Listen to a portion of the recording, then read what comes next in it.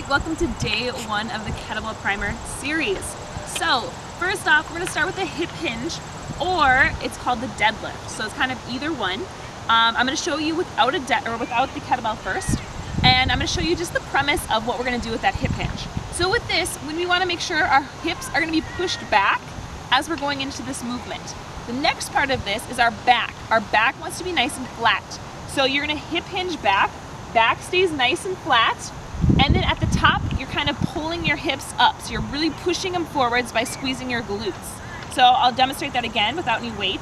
So we're going back, my core is engaged, my back stays flat, hips shooting back, and then I'm pulling them forwards utilizing the glute. So with the kettlebell for this one, start with a lower weight before you ever put a ton of weight on them. So with kettlebells, you just need one. Sometimes there's two, but for this exercise, we're just using one.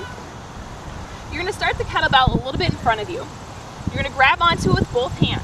Again, my back is nice and flat. My hips are back, and I'm gonna propel them forwards. So my kettlebell goes from being slightly in front of my feet to being right next to my body. So now that's down by my knees. So you're gonna go forwards, letting that arms hang forwards, back stays nice and flat, and then really propelling it forwards. So the kettlebell I'm using right now is a 20-pounder. So anywhere from the 15 to 20 pounds is a great starting point. You can work up to 70, 80 pounds if you want, but I would start with a little bit lighter because you will feel a nice stretch today. So right now I feel a nice stretch, and you should feel it in that hamstrings and the glutes, and that's where the primary work is being done. Now tomorrow you might be a little bit sore because deadlifts will get you sore back in the hamstrings and glutes.